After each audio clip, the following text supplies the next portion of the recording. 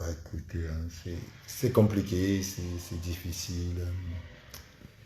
Voilà, le, le Togo a joué la dernière fois contre le Cap-Vert.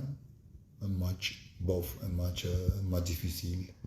Mais comme j'ai toujours dit, hein, à la fin, c'est la victoire qui compte. On a gagné, je pense que tout le monde est content, le pays est content, mais en sachant très bien hein, qu'il y a il y a eu beaucoup de lacunes, il y a beaucoup de choses à corriger. C'est surtout dans les bons moments qu'on corrige les lacunes, dans les moments difficiles. C'est pourquoi je dis ça. Bon, après ça, c'est notre langage des footballeurs. Hein. Parce que quand ça va, bah, écoute, il y a des choses, il y a tant de choses à corriger parce qu'on est content, on accepte les critiques, on écoute les gens. Mais, mais quand on n'est pas bon, bah là, de toute façon, c'est difficile. Les critiques sont difficiles à accepter parce qu'à l'intérieur de nous-mêmes, déjà, ça bouillonne, ça nous énerve. Pourquoi on n'a pas été bon, pourquoi on n'a pas gagné, pourquoi on n'a pas bien joué. Et là, je tiens vraiment à féliciter les jeunes parce que ça n'a pas été facile. Mener 2-0 au score à la maison devant le public, en sachant très bien que l'équipe, on a une équipe en ce moment qui est très douteuse. Mais bon, bah à la fin, comme j'ai toujours dit, hein, c'est la victoire qui compte. On est revenu au score en deuxième mi-temps. Kevin Deke qui nous double, qui fait un super match. Après, on gagne 3-2 à la fin. Magnifique résultat pour le pays. Mais est-ce que, si on me demande, si on me pose la question à moi, est-ce que je pense que le pays peut se qualifier pour la CAN par rapport à ce que j'ai vu, hein, je ne vous parlerai que de ce que j'ai vu.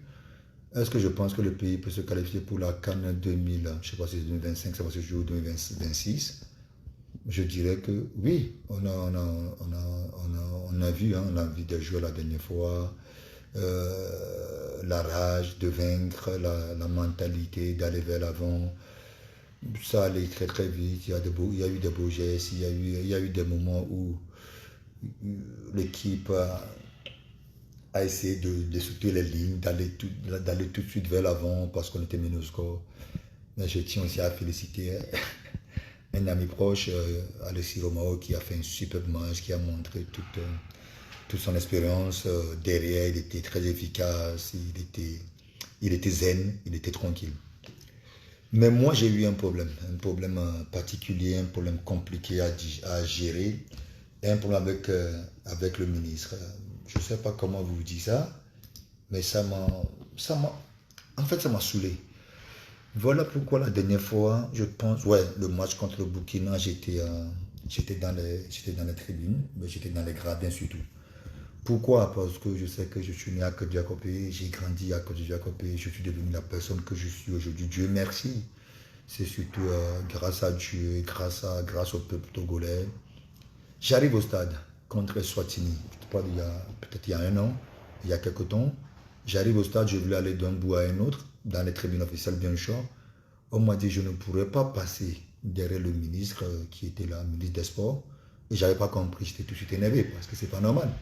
Mais bon, c'est pas grave, j'ai pris ça du bon côté. Je me suis dit, bon, écoute, peut-être qu'elle est stressée, peut-être qu'elle a peur de quelque chose, peut-être qu'il y a des choses qui n'allaient pas. Voilà pourquoi elle a, elle a dit à son garde de corps ou à ses militaires de bloquer la voie.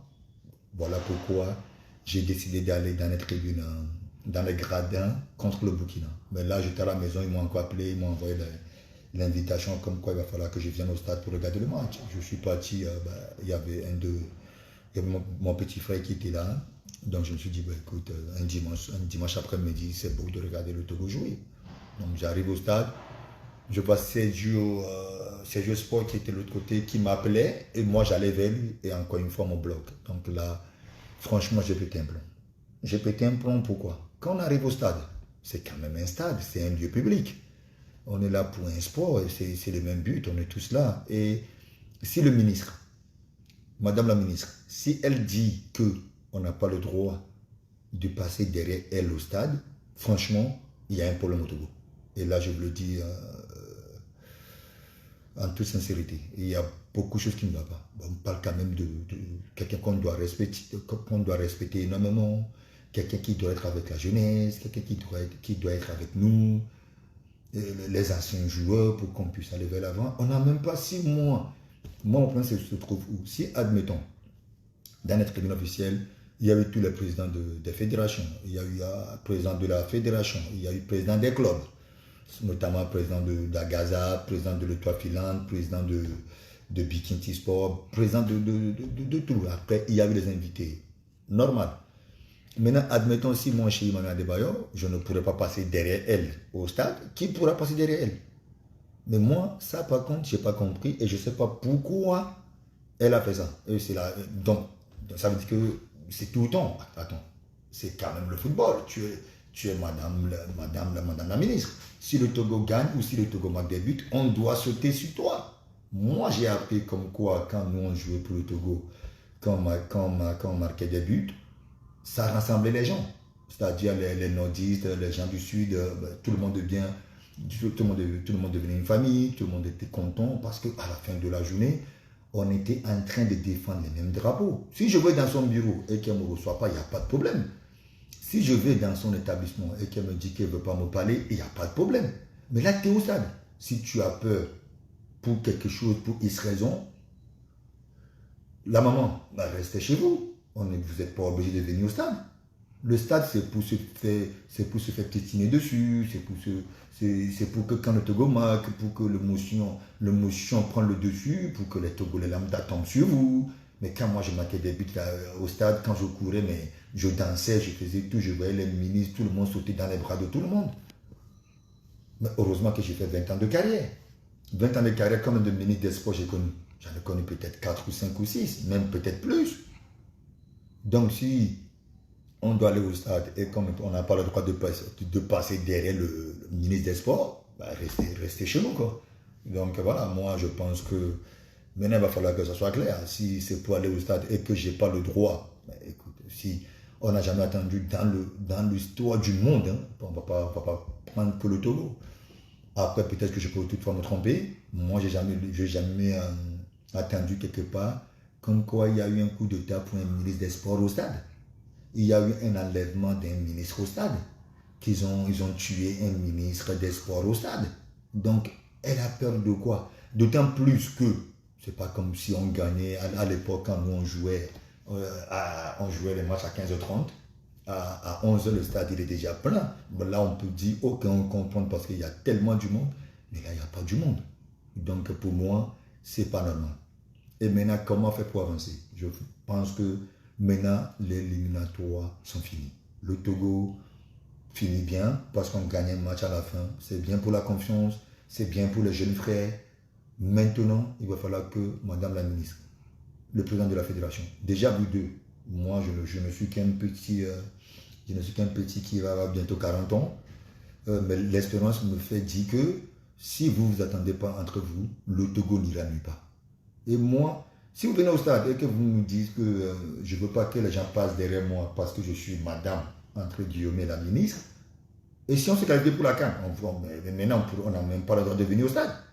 Il n'y a pas de résultats. Chacun fait son truc. Maintenant, s'il y a des résultats. Donc, s'il vous plaît, on va laisser nos égos de côté. Moi, je vous ai dit quand je suis rentré après la Coupe d'Afrique des Nations 2022 au Cameroun, je vous ai dit, ça ne serait pas normal que le Togo ne se qualifie pas pour la CAN. Je vous ai dit ça, haut et fort. Je vous ai dit, écoute, je suis là, entièrement disponible pour accompagner la sélection, entièrement disponible pour être avec les joueurs. Vous m'avez délaissé, Mais c'est pas grave, j'ai pas besoin de ça. Mais moi, par rapport à ce qu'on a fait, c'est au bout de l'ancien code qu'on tire la nouvelle. D'accord? Mais maintenant, c'est surtout par rapport à ce que nous on a su faire. Quand on voit le Togo malmené, quand on voit le Togo qui perd des matchs, on a envie de pleurer, on a envie de mourir. Admettons, maintenant je fais partie des légendes officiellement de la CAF. On voyage ensemble, je voyage avec tous les anciens joueurs, les JJ Okocha, les Ladi Diouf, les Samadjian, les Samuel Koufo. Mais je n'ai même pas le droit de parler. Quand on parle de football, je parle de tout. Quand on parle de tout, oui, j'ai le droit de me mêler, j'ai le droit de placer aussi mes mots. Mais quand on parle de football, on m'interdit parce qu'on dit que ton pays ne gagne pas un match. Donc, vous comprenez? Donc, ça m'énerve, c'est une honte. Comme les gens viennent chez moi me disent que maintenant on est très content de ce que tu as su faire parce que quand on va à l'extérieur, quand on dit Togo et qu'on dit Adebayor, les gens reconnaissent le pays. Mais moi, je suis content. Donc, voilà pourquoi, quand le Togo perd des matchs, moi, je peux mourir parce que, d'autant plus que nous, comme de fois, on a failli laisser notre peau pour la sélection togolaise de football. Combien de fois on a failli mourir pour le football togolais? Aujourd'hui, on m'interdit d'aller dans les vestiaires. On m'interdit de m'entraîner avec les joueurs, juste pour pouvoir les conseiller. On m'interdit de marcher de zone A à zone B au stade parce que entre les deux zones, il y a Madame la ministre. Où va le monde? Vous croyez vraiment que Elhadji Diouf peut arriver au stade, au Sénégal, et que le ministre le bloque parce que Elhadji Diouf veut passer derrière lui ou derrière elle? Est-ce que vous pensez que c'est possible qu'on arrête un Asamoah Gyan au Ghana parce que, mais écoute, je suis parti au Bénin, j'ai regardé un match entier des Béninois avec le ministre des Sports. Bénin, mais il était à côté de moi. Et il était collé à moi. On a parlé du football, on a parlé de tout et de rien. Même quand on rentrait à la maison, c'est lui qui m'a pris dans sa voiture. Maintenant, imaginez que je n'arrive même pas, franchement, à passer derrière la ministre. Vous pensez que je peux rentrer dans sa voiture et vous pensez que le Togo peut gagner un match? Déjà, le ministre, Madame la ministre, et le président de la fédération, les deux ne s'entendent pas. Je suis togolais comme vous. Maintenant, il va falloir que ça change. Prenez vos responsabilités et assumez-les. Ça fait 3 cannes. Moi, quand j'ai commencé ma petite carrière, je suis parti en Europe en 99. D'accord? Je rejoins la sélection en 2000. D'accord? 2000, donc je vais vous faire l'historique de la sélection togolaise de football. Le Togo est qualifié pour la CAN 98. Je n'étais pas présent parce que j'étais très jeune. 2000, le Togo se faisait éliminer. Le Togo s'est qualifié pour la CAN Mali 2002. C'était ma toute première CAN. Le Togo se faisait éliminer. Le Togo se fait éliminer la CAN 2004. L'histoire, mais là où le Togo est rentré dans l'histoire footballistique, dans le football au monde, c'est 2004-2005. On s'est qualifié pour la CAN et la combine la CAN et la Coupe du Monde 2006. 2008, la CAN au Ghana, le Togo se fait éliminer. 2010, le Togo qualifié. On nous a tiré dessus, bien sûr, on a failli laisser nos pots au Cabinda. 2012, le Togo éliminé. 2013, le Togo qualifié pour la CAN en Afrique du Sud. Là où on a eu la chance de faire notre toute première quart de finale de la CAN. 2015, encore une fois, le Togo éliminé. 2017, le Togo qualifié pour la CAN au Gabon. 2019, Togo éliminé. 2021, Togo éliminé.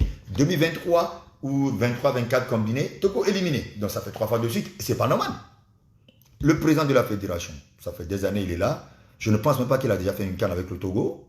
C'est pas normal. Je sais. Madame la ministre, elle est là, il n'y a pas de résultat, mais elle vient au stade avec des gardes corps, on ne peut pas on ne peut pas passer derrière elle, on ne peut pas la saluer. Donc, mais à la fin, il n'y a même pas de résultat. Moi, je faisais le malin au pays parce que j'amenais du résultat. Moi, je faisais, oui, je suis chéri parce que je savais que j'allais gagner le match pour le pays.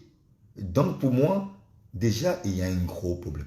Maintenant, pour l'instant, je ne veux pas parler des joueurs, je ne veux pas parler je veux plutôt parler des dirigeants, c'est à vous. Et depuis que moi je suis parti de la sélection, les primes de match n'ont jamais changé, et ça aussi c'est pas normal. Vous imaginez, ça fait 3 ans quand même que je suis parti. Et c'est moi qui ai instauré tout ce qui est prime de campement en sélection, prime de participation à la CAN, prime de qualification pour la CAN, prime de victoire à la maison, prime de victoire à l'extérieur. Et jusqu'à présent, ça n'a jamais changé. Donc ça fait peut-être 10 ans que j'ai instauré ça. Mais il y a eu évaluation, il y a des trucs qui ont monté, il y a des trucs qui ont descendu. Mais il va falloir que le Togo décide. Soit on augmente un peu les primes des joueurs, soit on diminue. Maintenant, on parle des infrastructures. Il n'y a pas de problème, on n'a même pas de terrain. le terrain Kégué, on a Kégué quoi. Donc si pour X raison, il y a un problème, on ne peut même pas jouer ailleurs parce que le terrain, votre terrain synthétique là, municipal là, ça ne sert à rien. Ça ne sert absolument à rien du tout. Et c'est là où j'étais le plus nul de ma carrière. Parce que le terrain est pourri. Donc mettez les joueurs dans de bonnes conditions. À chaque fois on dit, pourquoi le joueur dans son club respectif, il est trop fort et quand il vient en Afrique, il n'est pas bon. Mais il n'est pas dans les mêmes conditions. Pour aller au match en Europe, on ne prenait même pas nos chaussures. Juste pour vous dire, quand j'étais à Madrid, même quand on part au match à Madrid, il y a quelqu'un qui nous a amené 3 slips. Donc tout ce que nous on prenait, c'est nos parfums, nos déodorants et tout ça. Mais au Togo, tu dois tout faire. Tu arrives dans la chambre, il n'y a pas d'eau. Tu arrives lundi ou mardi, vous devez partir mercredi soir. Finalement, vous allez quitter le pays vendredi soir. Vous arrivez dans un pays où vous allez prendre le bus pour faire 7 heures de route, alors que vous avez déjà fait 3-4 heures de vol. Ben, c'est normal que tu ne peux pas être à fond. C'est normal que le corps est fatigué. C'est normal que tu ne peux pas avoir des résultats. Mais quand on voit le cas sénégalais, mais le Sénégal, cette année, ils ont tout raflé sur le continent. Beach soccer, Sénégal. Championnat de Coupe d'Afrique des Nations, moins de 21 ans, Sénégal. Coupe d'Afrique des CHAN, je ne sais pas quoi, Sénégal. Mais parce que ces joueurs-là voyagent en avion privé. Les joueurs-là voyagent en avion privé, ils arrivent, vont directement à l'hôtel. Il y a le cuisinier qui est dans l'avion avec eux. Mais de temps en temps, je suis togolais, mais de temps en temps, on est à l'extérieur, on est en Zambie. Ou après le match, on veut manger à Koumé, mais parce que je suis togolais, c'est ma culture. Mais tu vas manger à Koumé comment? Tu es en Zambie, tu n'as pas un chef avec toi. Mais traitez les joueurs, mettez les joueurs dans les bonnes conditions. Comme ça, quand il n'y a pas le résultat, maintenant, les têtes doivent tomber. C'est aussi simple que ça. Moi, partout où j'ai joué dans les grands clubs, c'est toujours comme ça. Si vous voulez que ça avance, menacez les gars. Dites-leur qu'écoute, on a besoin de résultats. S'il n'y a pas de résultats, les têtes vont tomber. C'est aussi simple que ça. Donc, Madame la ministre, elle mettra la pression sur le président de la fédération. Le président de la fédération mettra la pression sur l'entraîneur. L'entraîneur mettra la pression sur son team manager. Et son team manager mettra la pression sur ses joueurs. Et maintenant, englobé par le supporter. Et c'est aussi simple que ça. Le football, c'est pas... Maintenant, posez la question à la fédération. Leur ambition, c'est quoi? Le Togo, c'est quoi? Maintenant, on est déjà éliminé pour cette CAN, c'est fini, Dieu merci. Ou je suis dégoûté, je ne suis pas content, mais Dieu merci. Maintenant, l'avenir, c'est quoi? L'objectif, c'est quoi? Notre vision de la sélection togolaise de football, c'est quoi? Dans 2 ans, est-ce que on veut être qualifié? Si c'est oui, il va falloir que quelqu'un nous dise. Si c'est non, il va falloir que quelqu'un réponde. Si on voyait le Togo qualifié, parce que la dernière fois, quand j'ai eu à parler avec le coach, le président de la fédération, M. Akovi, au Maroc, à Rabat, il me l'a dit que l'équipe elle est très jeune. Et je lui ai dit, mais écoute, si le Togo, l'équipe nationale togolaise prend 2 ans, l'équipe du Bénin va prendre 2 ans. L'équipe du Sénégal prend 2 ans aussi. Aujourd'hui, si on rajoute 2 ans sur l'âge de Jane, on doit rajouter 2 ans sur l'âge de Sadio Mané. Donc les deux l'évolution de l'âge, c'est la même chose. Maintenant, ça dépend de ce que tu racontes. Comme obstacle sur ton chemin. Sadio Mané, il a gagné la Champions League, il a gagné la Premier League, donc l'expérience, ce n'est pas du tout la même chose. Vous voyez? Donc il va falloir qu'on nous dise que ok, l'équipe elle est très jeune, dans 2 ans, on ne peut pas être qualifié. Dans 4 ans, on va essayer d'être qualifié. Dans 6 ans, on va essayer de passer les premiers tours. Et dans 8 ans, 10 ans, on part à la CAN pour la gagner. C'est compréhensible. Au moins, c'est une vision. Moi, c'est en 2005 quand on était qualifié, quand je jouais les éliminatoires pour la Coupe du Monde. C'est là où j'ai fait une interview. Je disais que je veux gagner le Ballon d'Or. Donc, c'était pour moi, c'était ma vision. Automatiquement, la vision devenait quoi? Un objectif à atteindre. Donc, ce que j'ai su faire en 2008. Parce qu'à chaque fois que je me levais le matin, je dois gagner le Ballon d'Or. Parce que j'ai dit ça dans mes interviews. Maintenant, si tout le monde se dit qu'on va se qualifier pour la CAN 2026, je ne sais pas où ça se passe, où ça se joue, mais là, c'est autre chose. Mais si on est là, on fait le malin parce que je suis le président de la fédération, je ne parle pas, j'en ai pas besoin de parler avec, j'ai pas besoin de parler avec la ministre et je suis là, entre guillemets, je suis la ministre des Sports, j'ai pas besoin de parler avec les légendes ou les joueurs ou, mais à la fin de la journée, si elle est là, c'est parce que nous, on a tenu le football togolais pendant 20 ans. Donc ça veut dire que il y a eu la sélection togolaise de football avant Adebayor. Il y a eu la sélection togolaise de football avec Adebayor. Aujourd'hui, on est dans une transition de le football togolais sans Adebayor. Donc, Madame la ministre, je vous regarde dans les yeux, je vous dis, bientôt, vous ne serez plus là. Là, c'est sûr. Si vous voulez que votre nom rentre dans l'histoire de ce pays, donc il va falloir faire mieux que moi. Il va falloir amener peut-être le Togo en finale de la Coupe d'Afrique des Nations. Là, moi-même, je viendrai devant vous et je me mettrai à genoux et je vous ferai un petit bisou sur les pieds en vous disant « Maman, merci ». Mais sans qu'il n'y a pas ça, donc pour l'instant, vous n'avez rien fait de mieux que moi. Vous n'avez rien fait mieux que moi. Donc, il va falloir qu'on laisse nos égos de côté. Travaillons dès maintenant pour trouver une solution. Maintenant, je reviens sur le cas Serge Akakpo. Les gens pensent que je ne l'aime pas, mais c'est un petit frère avant tout. Serge Akakpo, on ne peut pas parler, on ne peut même pas s'asseoir et parler football, Serge Akakpo et moi. Parce que ce que j'ai vécu dans le domaine footballistique et ce qu'il a vécu, c'est complètement différent.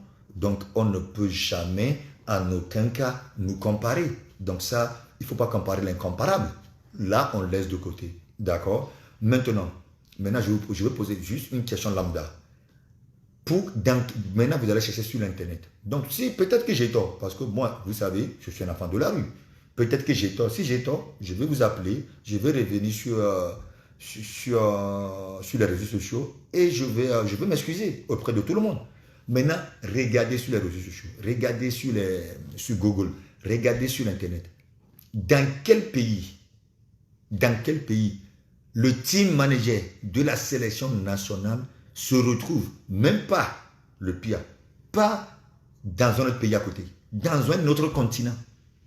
Si je me trompe, je vais venir dans le monde entier. Imaginons, d'accord, que le team manager de l'équipe de France vivait en Afrique. Imaginons que le team manager de l'Afrique du Sud vivait aux États-Unis. Imaginons 2 secondes. D'accord? Le président de la République vit en France. Mais c'est la même chose.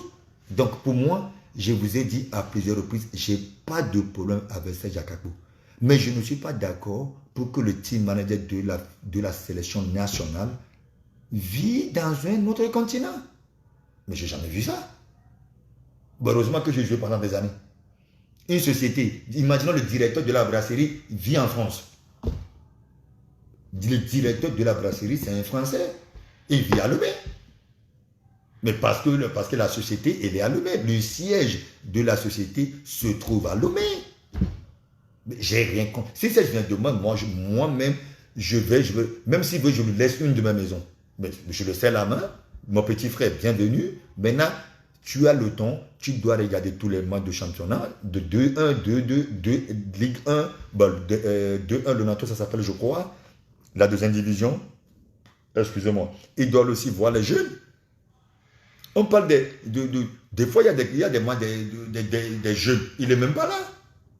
Alors qu'aujourd'hui, on voit, mais moi j'ai commencé la sélection à l'âge de quoi? À l'âge de 16 ans. Pourquoi? Parce qu'Akoussa a été le directeur technique de la sélection à l'époque. Parce que j'ai grandi avec lui, c'était mon papa football, parce que c'était mon papa de football. Parce qu'il regardait tous mes matchs. Maintenant, à quel moment ça je peux dire, le joueur qui a marqué le 3e but, il paraît qu'il est parti il n'y a pas longtemps, je pense qu'il est parti en Algérie, mais à quel moment ça je l'ai vu jouer? Il ne regarde même pas le championnat togolais. Donc, et après aussi, entre guillemets, j'ai vu que vous voulez professionnaliser le football togolais. Mais arrêtons. On ne peut même pas. On n'a rien. On n'a pas de stade. Vous voulez professionnaliser quoi? On n'a pas d'infrastructure. C'est maintenant que le pays est en train d'évoluer vers là-bas. Mais arrêtons. Arrêtons de vendre des rêves aux gens. Je ne veux pas critiquer le pays, Mais on n'a pas encore... Arrêtons de dire des choses qu'on ne peut même pas faire. On n'a que 2 stades dans le pays. Et encore. Et maintenant, vous voulez professionnaliser le championnat. Comment? Comment? L'infrastructure, on n'en a pas. C'est maintenant qu'on tend vers les choses. Mais maintenant, il va falloir étaler toutes ces choses-là par terre. Au Sénégal, il y a eu quoi? Il y a plus de 30 centres de formation au Sénégal. Il y a entre 10 et 15 centres de formation à Accra, au Ghana. Il y a entre 10 et 15 centres de formation, ou même plus, à Abidjan. Chez nous ici, il n'y a que Swallows que je connais un peu bien, qui est structuré, qui ressemble à un centre de formation. À part ça, bon, les gars, ils le font avec le moyen de bord. Mais pourquoi Madame la ministre va voir le chef de l'État en lui disant que, mon excellence, voilà mon budget. Maintenant, je veux aller à la CAN, je vais qualifier pour la CAN, mettez ça à ma disposition. Si je ne qualifie pas le pays pour la CAN, mais écoute, ce qu'il y a à faire, je l'assume. Il n'y a pas ça, mais on ne peut pas avancer.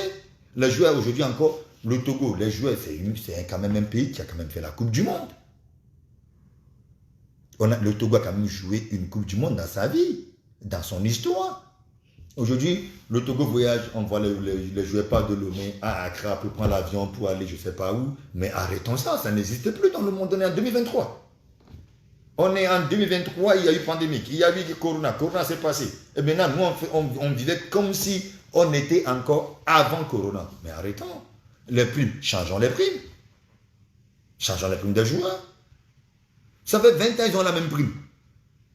Et vous voulez gagner. Aujourd'hui, tout le monde se dit, ok, nos carrières ne sont pas aussi longues. On joue jusqu'à 32, 33 ans. Moi, j'ai eu la chance, entre guillemets, j'ai fait jusqu'à 37 ans. Mais tu fais 32, 32 ans, les clubs, 32, 33, on te dit, hey, monsieur l'attaquant, monsieur le footballeur, merci beaucoup. Allez, ton genou ne répond plus. Mais c'est la vérité.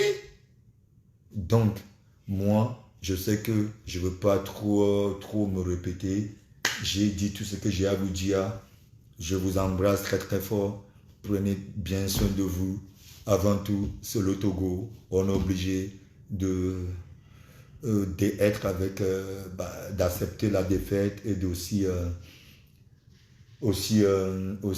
féliciter les joueurs dès qu'ils font quelque chose d'extraordinaire. Parce que bon, je pense que avant-hier, le dimanche, la première mi-temps a complètement oublié ou a corrigé. Et la deuxième mi-temps, elle est juste magnifique. Et il y a eu un bon état d'esprit, il y a eu l'envie de vaincre, il y a eu la niaque. Donc voilà, on a gagné, Dieu merci. Maintenant, comment faire pour que ça continue? Parce qu'il y a les éliminatoires de la Coupe du Monde qui commencent bientôt. Si on n'est pas prêt, ben encore une fois, on va perdre 2-3 matchs avant de se réveiller. Et là, par contre, ça risque d'être trop tard. Donc les gars, moi, je veux vous laisser parce que c'est mardi. Je dois aller faire un peu le sport tranquillement, jouer un peu aux cartes avec les amis. Et comment. Si vous voulez encore un peu plus de détails, dites-moi. Et j'aimerais bien que le pays aussi, hein, vous aussi, hein, si moi à chaque fois tout le monde me dit, ouais, tu as un rôle à jouer. Mais sachez que vous aussi, vous avez un rôle à jouer. Si quelqu'un se lève de chez lui, il vient, lui aussi il est au stade, il fait, oui, ça va aller. Ça ne peut que aller. Donc ma voix porte parce que j'étais dans le domaine avant vous où je connais mieux parce que j'ai eu la chance de faire une petite carrière. Là, on parle de football. Mais j'aimerais bien que les prochains matchs, moi-même, on va voir comment on va se retrouver quelque part pour qu'on aille au stade nombreux, pour qu'on aille vraiment supporter les éperviers comme ça se faisait avant. Et nous, quand on prenait la voie de novice, dès qu'on tournait, on voyait le stade de Kégué. La plupart des joueurs, je ne vais pas citer les noms, il y a des joueurs qui pleuraient parce que c'est l'émotion qui prend le dessus. La dernière fois, je disais à un ami, j'ai eu la chance de jouer à Manchester City, au Real de Madrid, à Arsenal, au FC Monaco. Mais quand je porte le maillot de la sélection, ça n'a rien à voir. C'est juste magnifique, c'est beau. Tu as l'impression que tu vas mourir même avant le match. Tu as l'impression que il y a le ventre se ferme seul, tu n'as pas envie de manger, tu as faim, tu transpires, tu as froid. C'est ça la sélection. C'est ça qui est magnifique. Là, je vous parle, j'ai l'impression que j'ai le maillot jaune. C'est pour ça que quand je vois le maillot jaune de la sélection, je tremble. C'est autre chose. C'est autre chose. Mais écoute, c'est après la carrière qu'on s'en rend compte. Quand on est dedans, on est des acteurs. On se dit, ouais, c'est un match important, j'avais la pression de... Moi, j'avais une bonne pression. La pression que j'avais, c'était quoi? La pression de faire gagner le match. La pression de faire la différence. La pression de gagner le match pour mon pays. Mais aujourd'hui, je suis un peu plus tranquille. Mais quand je vais au stade, croyez-moi que je peux mourir. Ça bouillonne à l'intérieur de moi, même plus qu'avant. Parce que quand je vois les joueurs commencer par traîner, je me suis dit, même en étant dans le tribunal, tu te dis, ouais, si j'étais là-bas. Mais les temps sont passés. Aujourd'hui, à Adebayor, c'est le passé. D'accord? Maintenant, on va encourager nos jeunes. On va être avec eux, les accompagner même dans nos prières de tous les jours. Comme nous, on aime prier en Afrique les matins et les soirs. De ne pas oublier la sélection. Avant, je me rappelle très bien hein, quand on faisait acquis le tour à la radio Sport FM, avant que nous rentrons au pays, il y a plein d'émissions où les journalistes demandaient au peuple de prier pour nous, d'être derrière nous. Maintenant, je vous le demande, d'être, encore une fois, derrière les jeunes. Et après, si on ne se qualifie pas, on peut les engueuler, on peut leur insulter, mais pour l'instant, on doit se focaliser sur la victoire. En se focalisant, qu'est-ce qu'on doit faire? Restons derrière ces joueurs. Pas que physiquement, pas que mentalement, pas que financièrement, mais aussi en esprit. Priez pour eux tous les jours. Priez pour ça, priez pour... On n'a pas besoin de citer tous les noms. Suisse, tous les joueurs qui auront la chance de porter les maillots des éperviers, que le bon Dieu les garde, que le bon Dieu leur donne bonne forme, que le bon Dieu soit derrière eux. C'est tout ce qu'on peut faire. Ça prend 30 secondes, même pas. D'accord? Merci beaucoup. Moi, je pense que j'ai trop parlé. Vous voyez, j'ai des salives. Bon, peace out. Moi